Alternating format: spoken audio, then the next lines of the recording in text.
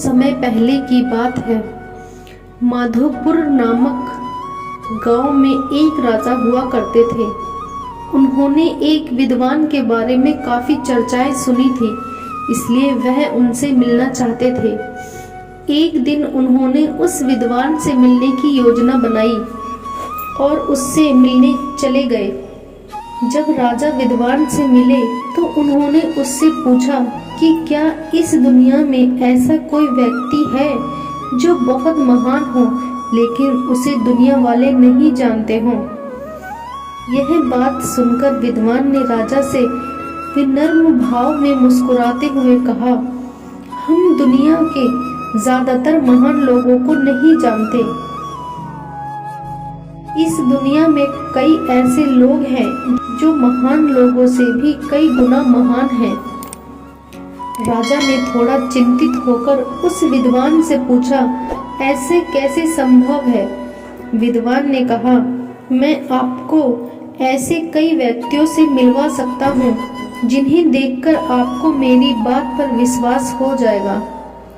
राजा ने विद्वान से कहा, चलिए फिर मुझे उनसे मिलवाइए।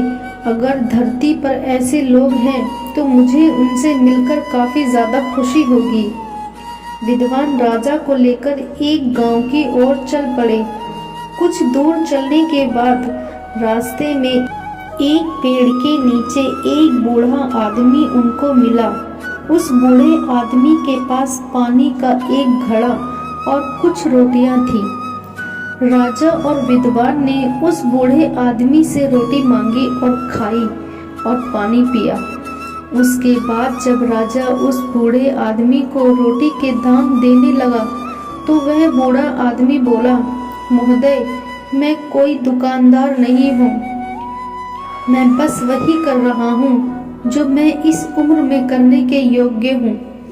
यह बात सुनकर विद्वान ने राजा को इशारा करते हुए कहा, देखिए राजन, इस बूढ़े आदमी की इतनी अच्छी सोच है, इसे महान बनाती है।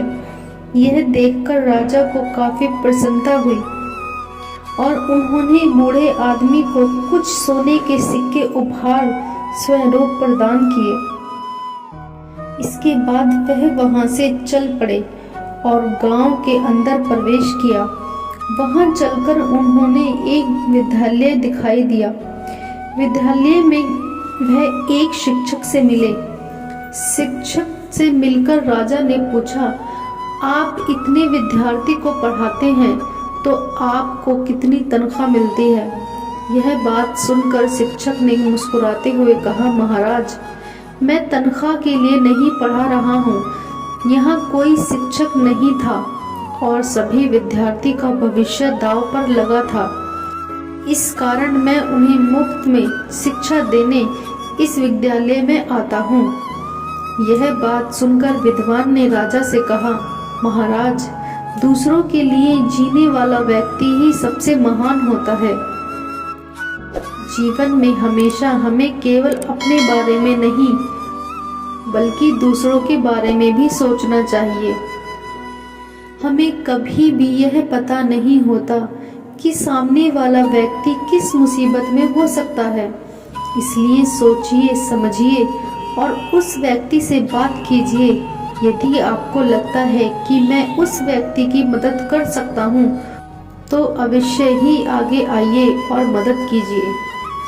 हमारी एक छोटी सी मदद से किसी के जीवन में खुशियाँ आ सकती हैं, लेकिन प्रयास कीजिए, अगर आपके कारण किसी के जीवन में खुशियाँ आ सकती हैं तो यह आपके लिए सौभाग्य की बात है।